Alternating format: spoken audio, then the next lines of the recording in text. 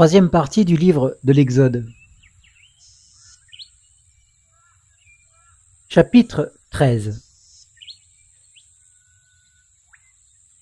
L'Éternel parla à Moïse et dit : « Consacrez-moi à tout premier-né, tant des hommes que des bêtes, tout est né chez les Israélites, il m'appartient. »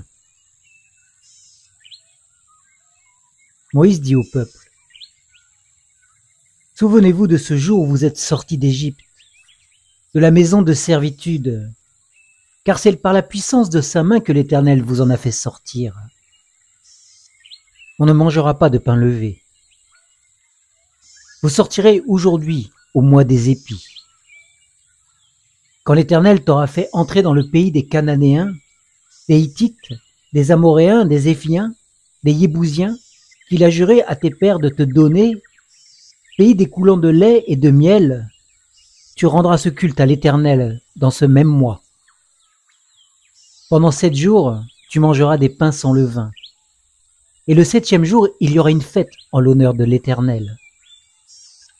On mangera des pains sans levain pendant 7 jours. On ne verra pas chez toi de pain levé, et l'on ne verra pas chez toi de levain dans tout ton territoire. Tu feras en ce jour un récit à ton fils, en disant : c'est à cause de ce que l'Éternel a fait pour moi lorsque je suis sorti d'Égypte. Ce sera pour toi comme un signe sur ta main et comme un rappel entre tes yeux, afin que la loi de l'Éternel soit dans ta bouche, car c'est d'une main puissante que l'Éternel t'a fait sortir du pays d'Égypte. Tu observeras cette prescription au temps fixé, d'année en année. Quand l'Éternel t'aura fait entrer dans le pays des Cananéens, comme il a juré à toi et à tes pères, et qu'il te l'aura donné, tu présenteras à l'Éternel tout fils aîné, même tout aîné des portées du bétail que tu auras. Les mâles appartiennent à l'Éternel. Tu rachèteras avec un agneau tout premier-né de l'âne. Et si tu ne le rachètes pas, tu lui briseras la nuque. Tu rachèteras aussi tout premier-né de l'homme parmi tes fils. Et lorsque demain ton fils te demandera : que signifie cela ? Tu lui répondras : par la puissance de sa main, l'Éternel nous a fait sortir de l'Égypte, de la maison de servitude. Et comme le Pharaon refusait avec dureté de nous laisser partir, l'Éternel fit mourir tous les premiers-nés dans le pays d'Égypte, depuis les premiers des hommes jusqu'aux premiers-nés du bétail. Voilà pourquoi j'offre en sacrifice à l'Éternel tout aîné parmi les mâles, et je rachète tout premier-né de mes fils. Ce sera pour toi comme un signe sur ta main et comme des frontaux entre tes yeux, car c'est par la puissance de sa main que l'Éternel nous a fait sortir d'Égypte.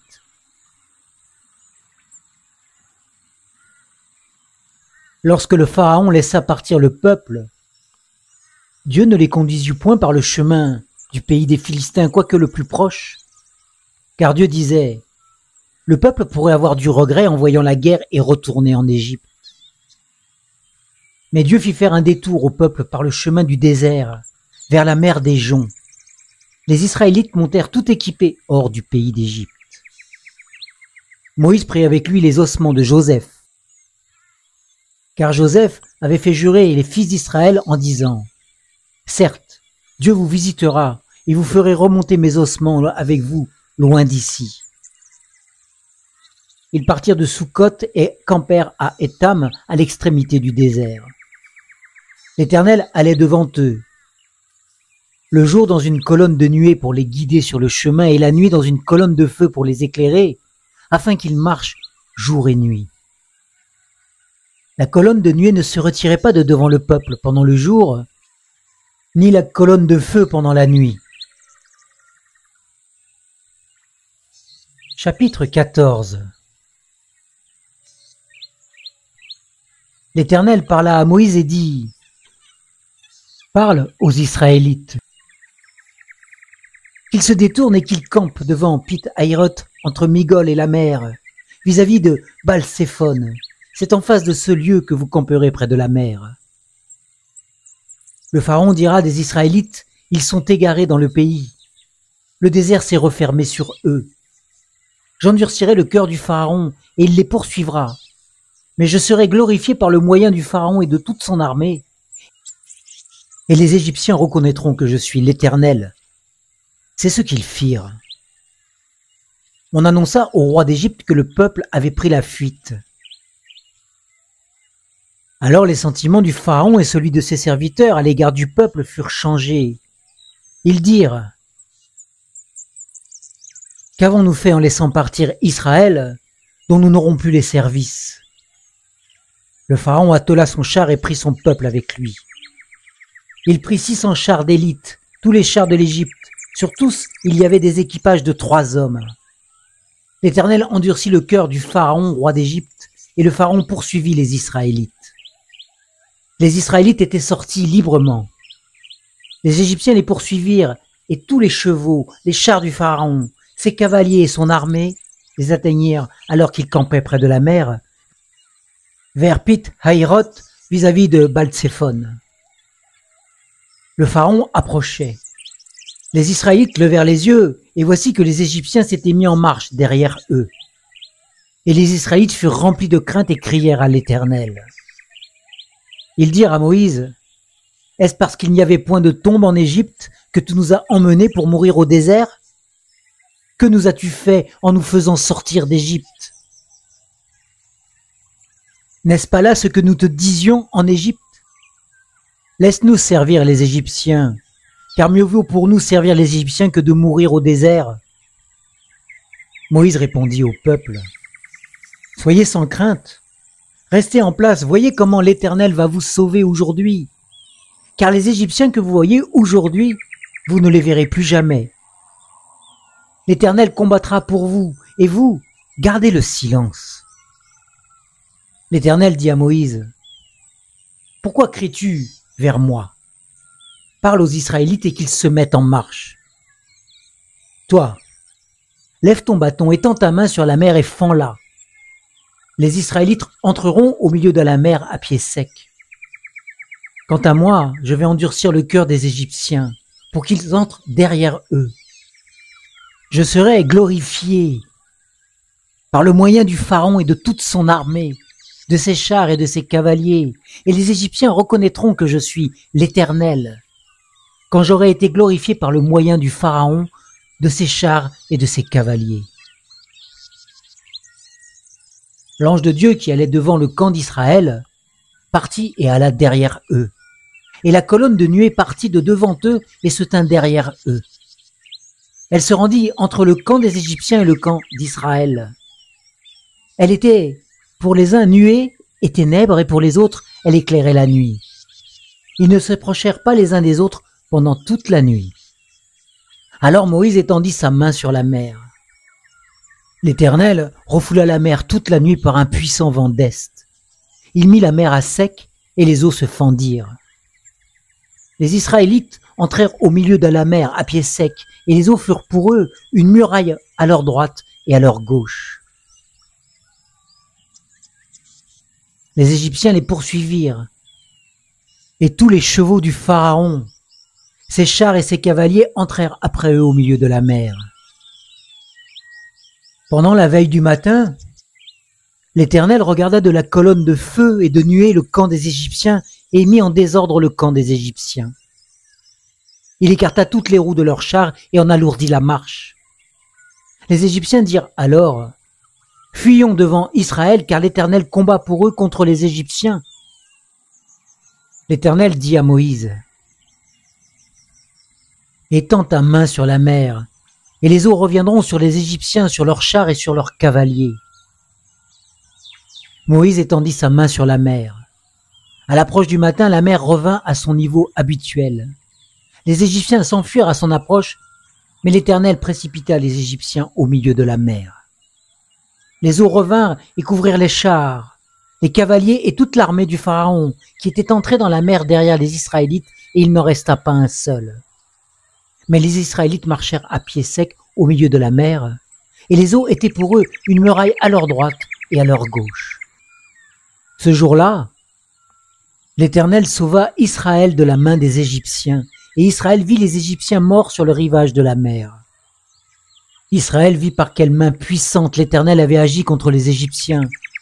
Le peuple craignit l'Éternel. Ils crurent en l'Éternel et en Moïse son serviteur. Chapitre 15. Alors les Israélites chantèrent ce cantique à l'Éternel, ils dirent: Je chanterai à l'Éternel, car il a montré sa souveraineté. Il a jeté dans la mer le cheval et son cavalier. L'Éternel est ma force et l'objet de mes cantiques. Il est devenu mon salut. Il est mon Dieu, je veux lui rendre hommage. Il est le Dieu de mon père, je l'exalterai. L'Éternel est un guerrier. L'Éternel est son nom. Il a précipité dans la mer les chars du Pharaon et son armée. Ses équipages d'élite ont été submergés par la mer des joncs. Les flots les ont couverts. Ils sont descendus dans les profondeurs comme une pierre. Ta droite, ô Éternel, est magnifiée par sa vigueur. Ta droite, ô Éternel, a écrasé l'ennemi. Par la grandeur de ta majesté, tu renverses ceux qui se dressent contre toi. Tu déchaînes l'ardeur de ta colère. Elle les dévore comme du chaume. Au souffle de tes narines, les eaux se sont amoncelées. Les courants se sont dressés comme une masse. Les flots se sont endurcis au cœur de la mer. L'ennemi disait: Je poursuivrai, j'atteindrai, je partagerai le butin, je m'en repaîtrai, je tirerai l'épée, ma main s'en emparera. Tu as soufflé de ton haleine, la mer les a couverts. Ils se sont enfoncés comme du plomb dans les eaux puissantes. Qui est comme toi parmi les dieux, ô Éternel? Qui est comme toi magnifique en sainteté, redoutable et digne de louange, opérant des miracles? Tu as étendu ta droite, la terre les a engloutis. Par ta bienveillance, tu as conduit ce peuple que tu as racheté. Par ta puissance, tu le diriges vers ta demeure sainte. Les peuples l'ont appris et ils tremblent. Les douleurs saisissent les habitants de la Philistie. Les commandants d'Édom s'épouvantent. Un frémissement saisit les guerriers de Moab. Tous les habitants de Canaan défaillent. La terreur et la peur tomberont sur eux. Par la grandeur de ton bras, ils deviendront muets comme une pierre, jusqu'à ce que ton peuple, ô Éternel, ait passé, jusqu'à ce qu'il ait passé le peuple que tu as acquis. Tu les amèneras et tu les implanteras sur la montagne de ton héritage, au lieu que tu as préparé pour ta résidence, ô Éternel, au sanctuaire Seigneur que tes mains ont établi. L'Éternel régnera éternellement et à toujours. Car les chevaux du Pharaon avec ses chars et ses cavaliers sont entrés dans la mer. Et l'Éternel a ramené sur eux les eaux de la mer, mais les Israélites ont marché à pied sec au milieu de la mer. Myriam, la prophétesse, sœur d'Aaron, prit à la main le tambourin, et toutes les femmes sortirent à sa suite avec des tambourins et des danses. Myriam leur répondait: Chantez à l'Éternel, car il a montré sa souveraineté. Il a jeté dans la mer le cheval et son cavalier.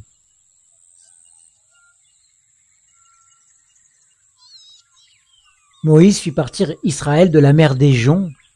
Ils prirent la direction du désert de Chour, et après 3 journées de marche dans le désert, ils ne trouvèrent pas d'eau. Ils arrivèrent à Mara, mais ils ne purent pas boire l'eau de Mara, parce qu'elle était amère, d'où le nom de Mara qu'on lui donna. Le peuple murmura contre Moïse en disant: Que boirons-nous? Moïse cria à l'Éternel, et l'Éternel lui indiqua un certain bois qu'il jeta dans l'eau. Et l'eau devint douce.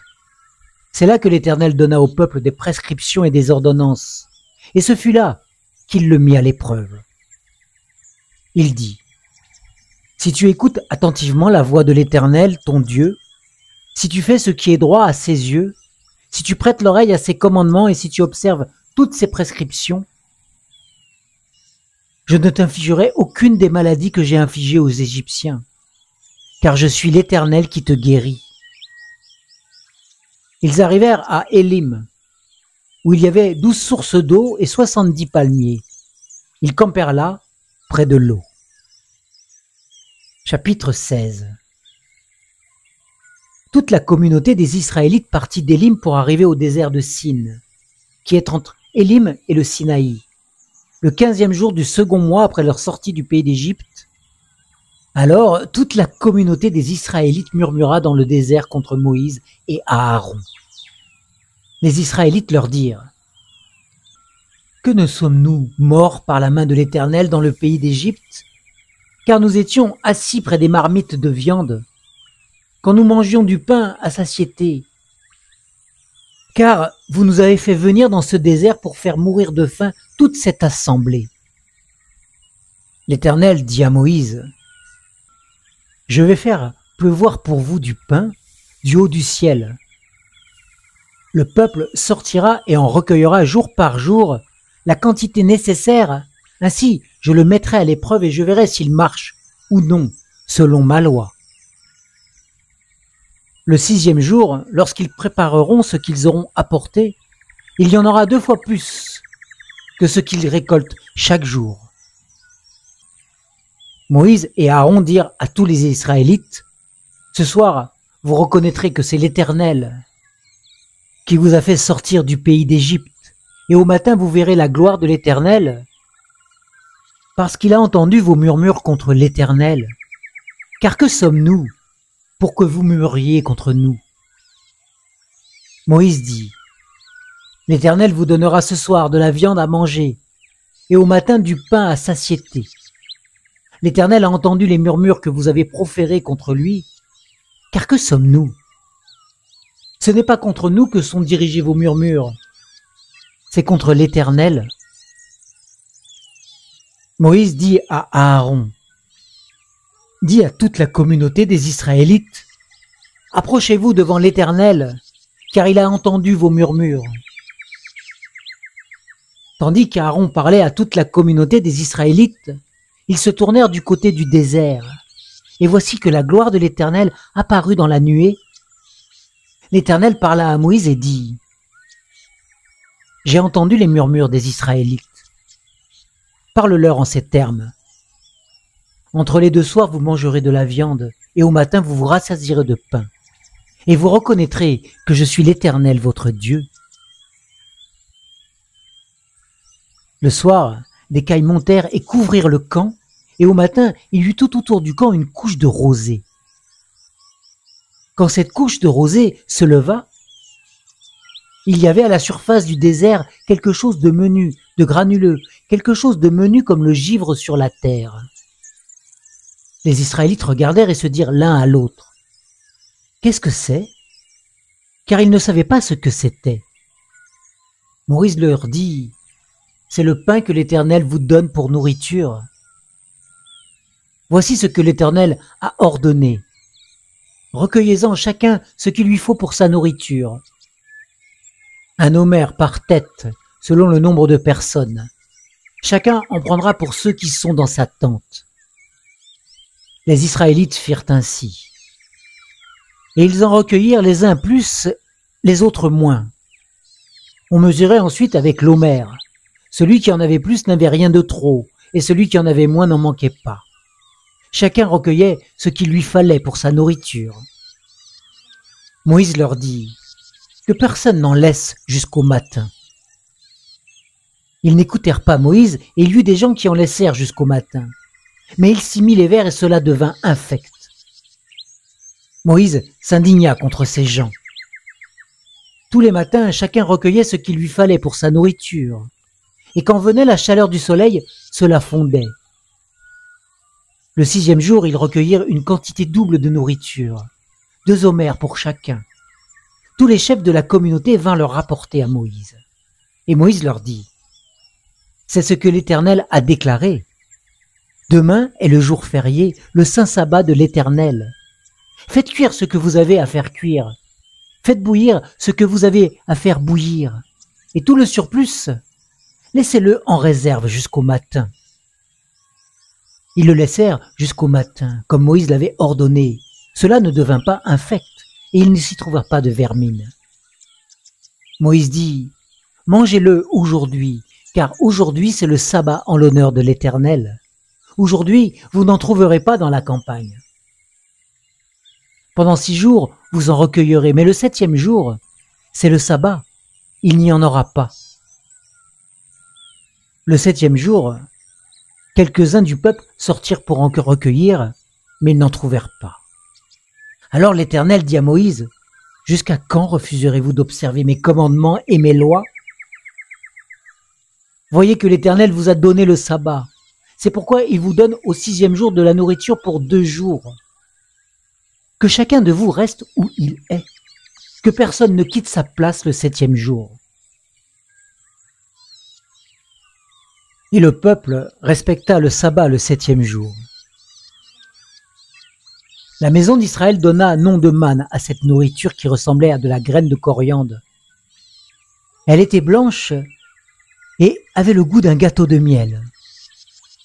Moïse dit, « Voici ce que l'Éternel a ordonné, qu'un plein homer de manne soit conservé pour vos générations futures, afin qu'elles voient le pain que je vous ai fait manger dans le désert, quand je vous ai fait sortir du pays d'Égypte. » Et Moïse dit à Aaron, « Prends une urne, mets-y un plein homer de manne, et dépose-la devant l'Éternel, afin qu'elle soit conservée pour vos générations futures. » Suivant l'ordre donné par l'Éternel à Moïse, Aaron le déposa devant le témoignage, afin qu'il soit conservé. Les Israélites ont mangé la manne pendant 40 ans, jusqu'à leur arrivée dans un pays habité. Ils ont mangé la manne jusqu'à leur arrivée à la limite du pays de Canaan. L'homer est la 10e partie de l'épha. Chapitre 17. Toute la communauté des Israélites partit du désert de Sin selon l'ordre de l'Éternel pour leur départ. Ils campèrent à Réphidim. Il n'y avait point d'eau à boire pour le peuple. Alors le peuple entra en contestation avec Moïse, ils dirent, « Donne-nous de l'eau à boire. » Moïse leur répondit, « Pourquoi entrez-vous en contestation avec moi? Pourquoi tentez-vous l'Éternel ?» Le peuple était là, pressé par la soif, et le peuple murmurait contre Moïse, il disait, « Pourquoi nous as-tu fait monter hors d'Égypte? Pour nous faire mourir de soif, moi, mes fils et mes troupeaux ?» Moïse cria à l'Éternel en disant, « Que ferai-je pour ce peuple? Encore un peu et ils me lapideront. » L'Éternel dit à Moïse, « Passe devant le peuple et prends avec toi les anciens d'Israël. Prends aussi dans ta main ton bâton avec lequel tu as frappé le Nil et tu t'avanceras. Me voici, je me tiens là devant toi sur le rocher en Horeb. Tu frapperas le rocher, il en sortira de l'eau et le peuple boira. » Moïse fit ainsi aux yeux des anciens d'Israël. Il appela ce lieu du nom de Massa et Mériba, parce que les Israélites avaient contesté et parce qu'ils avaient tenté l'Éternel en disant, « L'Éternel est-il au milieu de nous, oui ou non ?»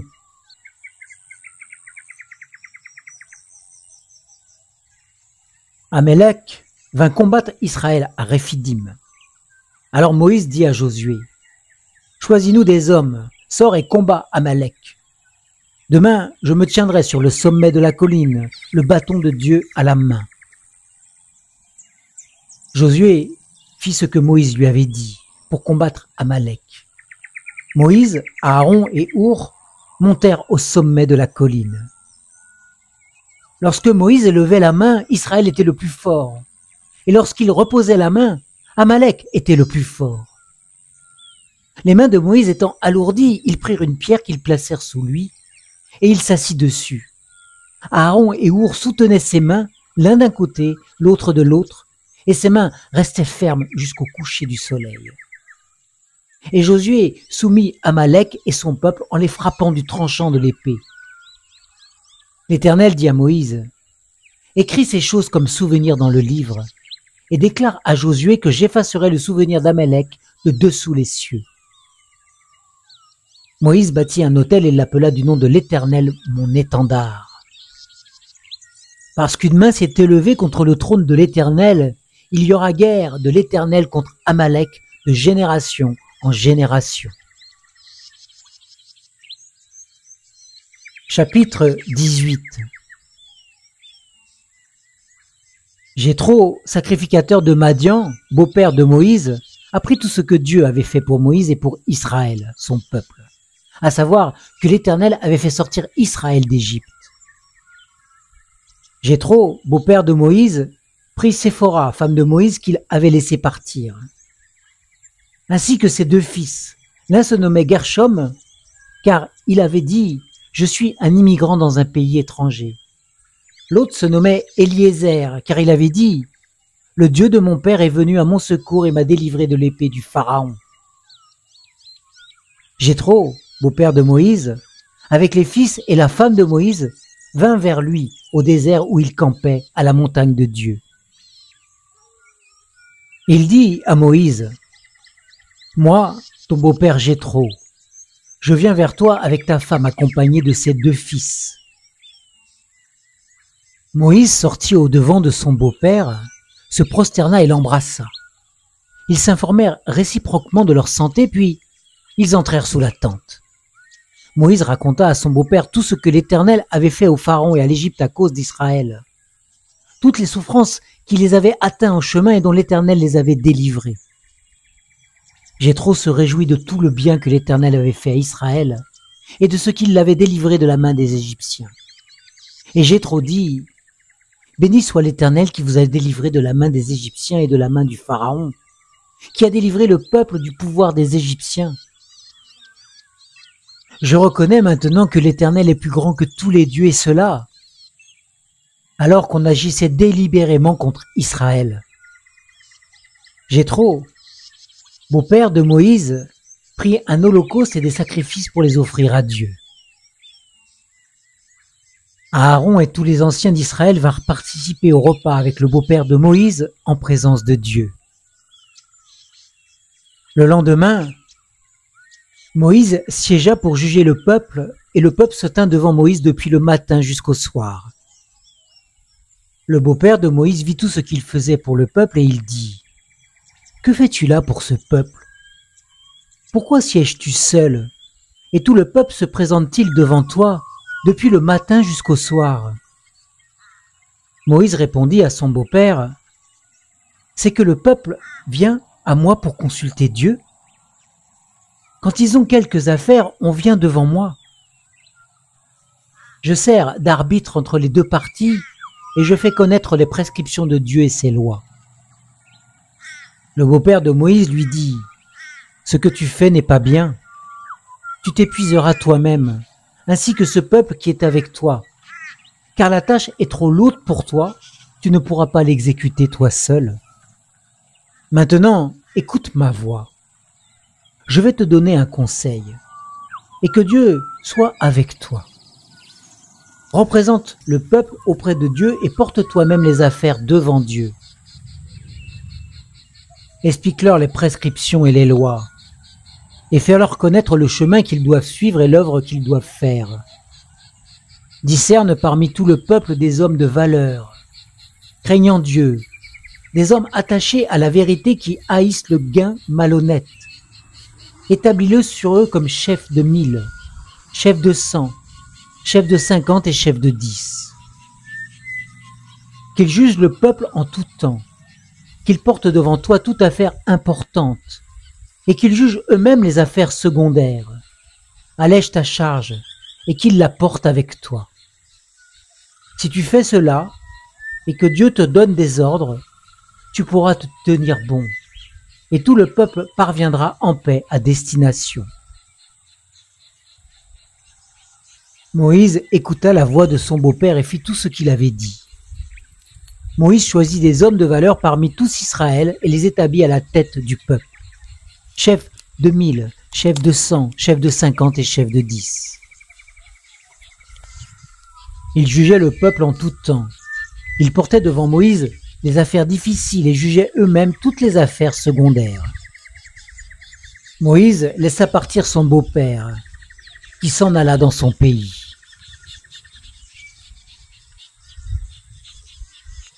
Fin de la 3e partie du livre de l'Exode.